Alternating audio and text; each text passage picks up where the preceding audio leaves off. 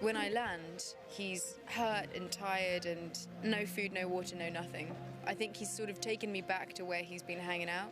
Drogon has carried Dany to his nest high up in the mountains, and she's trying to stir him to action, so she's crawling all over him. Normally, Dany only pets the dragon. In this case, she's crawling on him and pulling on his horns and trying to get him to go. Stewart's team built a buck that could slide and move the actress around.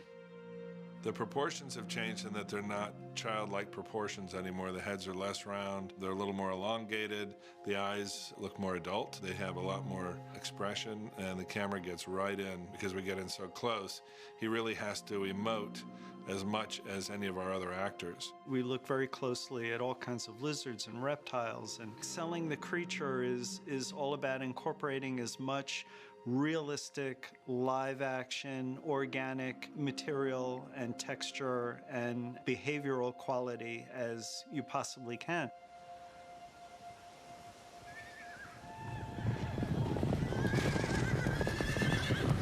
I would say that when she sees the Dothraki, she knows what that means. She knows who they are.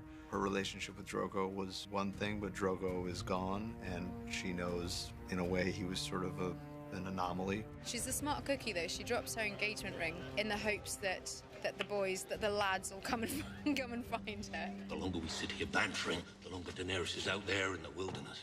The dragon headed north. If we're going to find her, that's where we'll have to go. It would not help us on this expedition. You would help us here in Marine, though. Once the queen is gone, who's going to be organizing everyone and keeping everybody under control? And we quickly decide that I'm the best man for the job, and we'll see how that works out.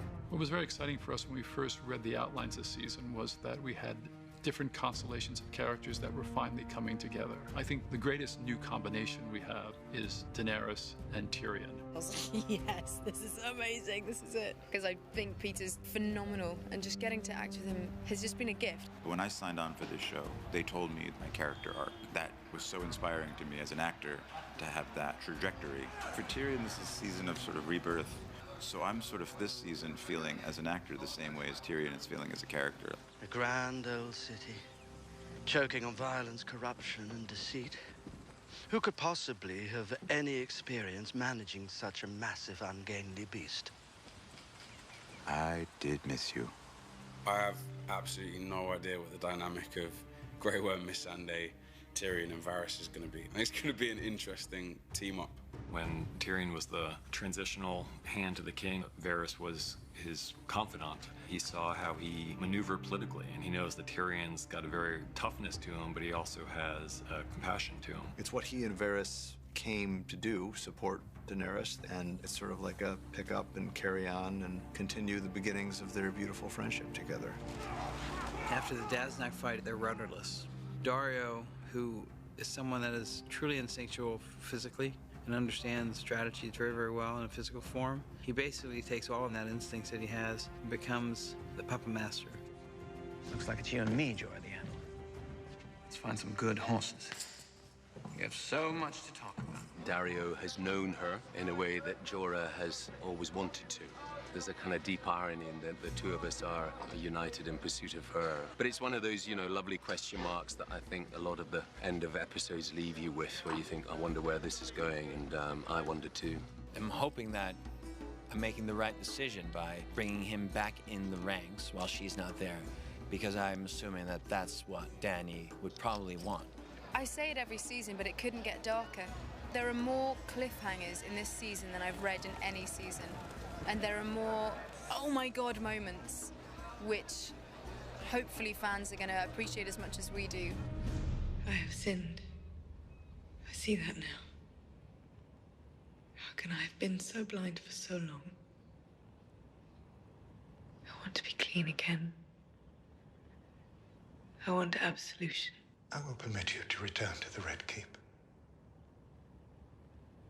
Thank you. Thank you. The High Sparrow is the head of the religious group. We're very lucky that Jonathan Pryce accepted the role. And I think what Jonathan does so well is he's capable of so many conflicting emotions and portray those at the same time. You first meet him, you think he's a man of enormous compassion. He also is very steely. Cersei thinks she will get me on her side. And I suppose I play with that for a while, but there's no way I'm going to give in to her. Cersei's weakness is she doesn't really consider real threats. She lives in a state of denial. She's kind of in control of things. I was very excited. You know, I think there's nothing better than building a character up to kind of tear them down. And so this last 4 years has been that, trying to create this impenetrable female, and now she gets broken, but not completely. A sinner comes before you. Cersei of House Lannister, to make her walk of atonement. I have a good relationship with Lena and we trust each other. It's easy to hate Cersei. It's easy to say that she's the bad guy. What I wanted to somehow create is a little bit of empathy and sympathy for her character as she went through this terrible ordeal. I think it's a really difficult scene for Cersei, in part just because of the obvious nature of the scene, and in part because she has to have so much emotion. You know, by the second half of that walk, she's really broken down. She's the kind of actress where she wants that to feel as real as possible, and Lena did an incredible job. With a crowd that was kind of 5 or 6 deep, and as far as the eye could see, and the abuse that David was getting these people to shout at us, it was extraordinary to try and fight that aggressive energy and just float through, but really thrilling to do. Once she realizes what this is going to be, she knows that all she can control in this situation is her reaction to it. It's like she's in the middle of the worst waking nightmare you could possibly imagine. Walk of Shame was a big one for us. We really wanted to be protective of actors and the sequence itself. We wanted to keep secret for the audience. We always hate spoilers because I think it ruins it for the audience that wants to just see it fresh for the first time. The extras were great, and we knew, again, you get that feeling of, okay, we're going to be fine. And then David Nutter came in, and you really know you're going to be fine. What's always fascinating to me about this show is how beautifully drawn and complex the characters are, and how the audience reaction changed season to season. Cersei, who's been doing nothing but terrible things to people for 5 seasons, I was very moved and I felt sorry for her, and I never thought I'd feel sorry for Cersei Lannister at all. The only person there who shows any sympathy whatsoever is Qyburn. She's come to really depend on him. He's the only person who visited her in her jail cell. And not only that, but he's brought her a gift. And you see, I mean, it's not a visual effect. You see them standing together, and they look like they're from 2 different species. She gets a chance to know as a member of the King's Guard, which is, of course, the mountain that is resurrected by Qyburn. He's, in a sense, I would say, Game of Thrones Frankenstein.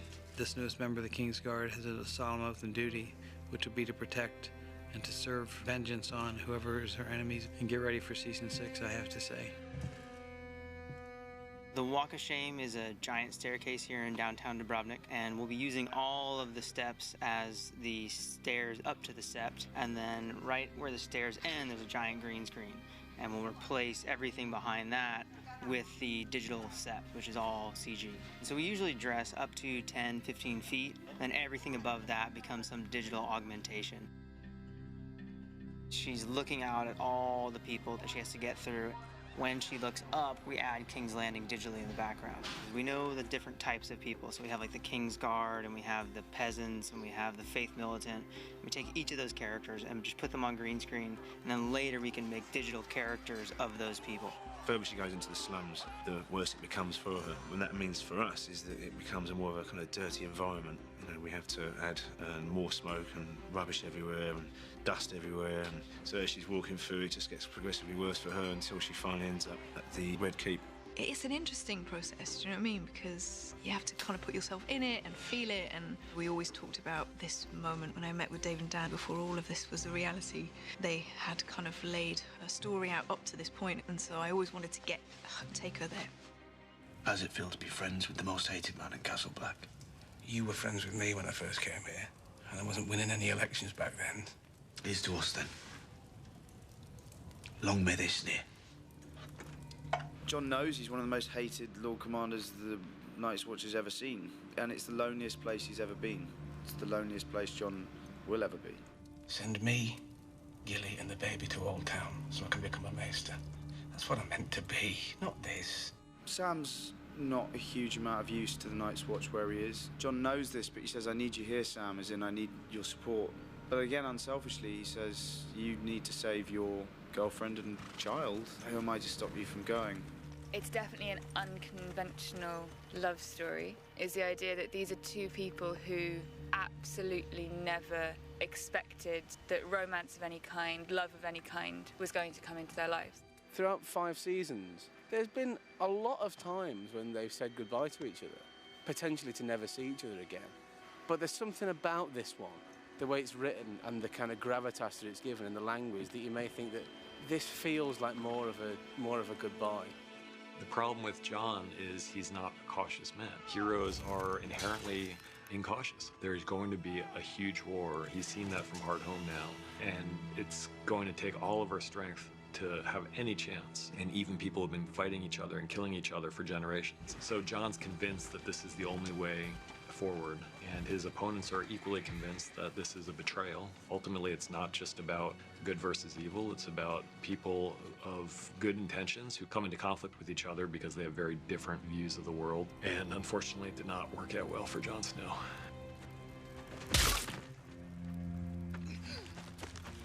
For the watch.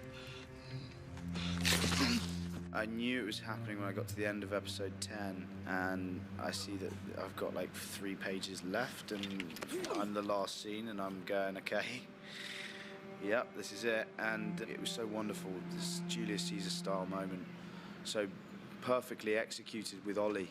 You know, it's not Ollie in the books, and I think in our story anyway, it works better with him. It's a horrible last moment for Jon, that betrayal.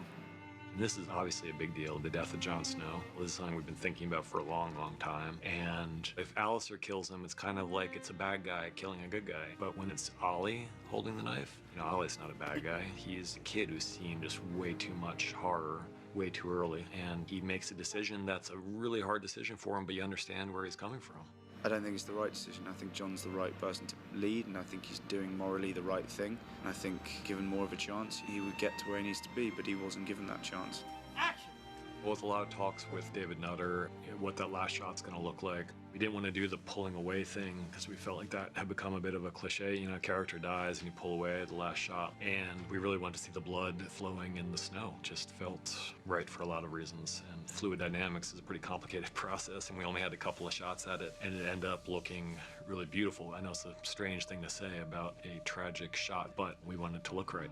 Anytime somebody dies, we usually have a hand in it in some small way. When Jon dies, he gets stabbed with a blade by a number of people, so we'll do a blade extension there. But the real key to Jon's death is seeing him laying in the snow and seeing that blood pool spread out. And we talked about a couple of different ways of handling that, whether that would be CG or whether it could be in camera. And Stuart Brisden, our special effects supervisor, came up with a really cool idea. For Kit's death, we have his leather jerkin that he's wearing is rigged with blood tubes so that we have blood welling out of that. The snow mound that he's lying on is made of polystyrene with blood tubes built into that as well, so that you get blood running out either side.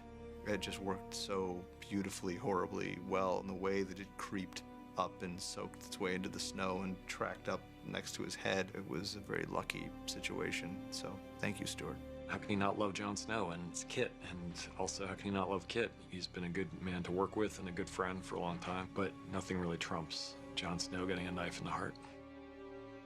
Thrones always felt massive to me from the start. I have yet to do a film that feels bigger in scale than this TV show. It's bizarre, but I still love it. I love it more than anything. The joy of David and Dan's writing is you can be in these massive settings and it's still so intimate. They keep it really grounded with these characters. That's what I love about the show, is that it's about the corruptive qualities of power and legacy and family and all those kind of extraordinarily complicated philosophical arguments that people put up with.